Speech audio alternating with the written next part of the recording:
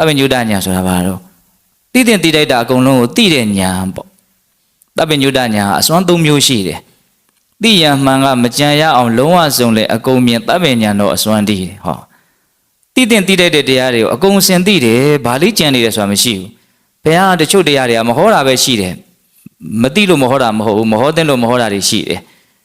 တခါမှမြတ်စွာဘုရားရင်းလိုက်တော်တဲ့ရောက်တော့ရင်းလိုက်ရွက်တွေကတော်တော်လုံးရင်းလိုက်ပင်ကြီးဆိုတော့ကြွေးနေတာအဲ့ဒါရင်းလိုက်ရွက်လေးလက်တကုတ်လောက်မြတ်စွာဘုရားကုတ်ပြီးတော့ယဟန်တွေကိုပြောတယ်တဲ့ငါတိလျက်နဲ့မဟောတဲ့တရားတွေကဟောဒီရင်းလိုက်တော်ကြီးတော်လုံးမှာကြွေနေတဲ့ရင်းလိုက်ရွက်တွေလောက်ရှိတယ်တိပြီးတော့ဟောတဲ့တရားဟာငါလက်ထဲမှာရှိတဲ့လက်တဆုပ်စာရင်းတဲ့ရွက်လောက်ပဲရှိတယ်လို့ပြောတယ်ဟောတယ်တဲ့မြတ်စွာဘုရားဘာလို့မဟောတာတော့ညီးငွေချင်းကမဖြစ်ဘူးအကျိုးစီးပွားနဲ့မဆက်ဘူးတဲ့ဟောမြတ်စွာဘုရားသုံးလုံးပုံလေးနော်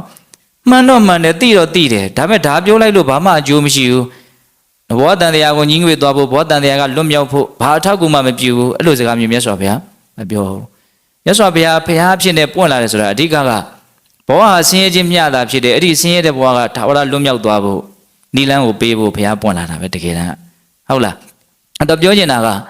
မြတ်စွာဘုရားတိပါလျက်နဲ့မပြောတဲ့အကြောင်းအရာတွေဟာအသင်္ချေအနန္တရှိတယ်သိကြတာကတော့မြတ်စွာဘုရားတရားအလုံးစုံကိုသိတယ်မပြောခဲ့လို့မသိဘူးလို့မထင်လေနဲ့နော်ဘာလို့မပြောတာတုံးအကျိုးမရှိလို့ညီးငွေချင်းနဲ့မဆက်လို့နော်ဒုက္ခငြိမ်းဖို့အတွက်မဖြစ်လို့ချမ်းသာတွေကိုရှေ့ရှုနေတာမဟုတ်လို့မြတ်စွာဘုရားမပြောခဲ့တာဟုတ်လားဒါကြောင့်မြတ်စွာဘုရားတပ်ပညုတညာကိုဘုန်းဘုန်းတို့တွေဟာမမိတ်မသုံးယုံကြည်ကြရမယ်ပေါ့ဟုတ်လားတိယံမှန်ကမကြံရအောင်လုံးဝဆုံးလေအကုန်မြင်တပ်ပညာတော်အစွမ်းတည်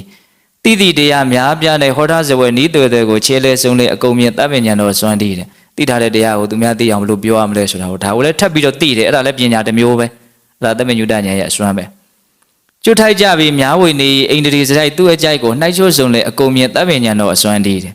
သိတဲ့သိတတ်တဲ့တရားတွေကိုတတ္တဝါတွေကိုသိအောင်ပြောတဲ့နေရာမှာတယောက်စီရဲ့အကြိုက်နဲ့စရိုက်ကတူကြတာမဟုတ်ဘူးအဲ့တော့မြတ်စွာဘုရားအံဝင်ခွင့်ကြဖြစ်အောင်နော်ဒီယောဂတွေကိုဒီဆေးကျွေးမယ်ဟိုယောဂတွေကိုဟိုဆေးကျွေးမယ်လုံးဝမှားယွင်းမှုမရှိတဲ့အရာကိုကွက်တိအပိုလိုမရှိမြတ်စွာဘုရားဟောနိုင်တယ်ပြောနိုင်တယ်မြတ်စွာဘုရားတရားဟောလိုက်လို့အချီးနီးအကျိုးမဲ့ဖြစ်သွားတယ်ဆိုတာမရှိဘူးကွက်တိဝင်အောင်ပြောနိုင်တာမလိုအပ်ရင်ဘာမှမပြောဘူးဟုတ်လားတပ်ပညုတညာရဲ့အစွမ်းဘယ်နှမျိုးတော့၃မျိုး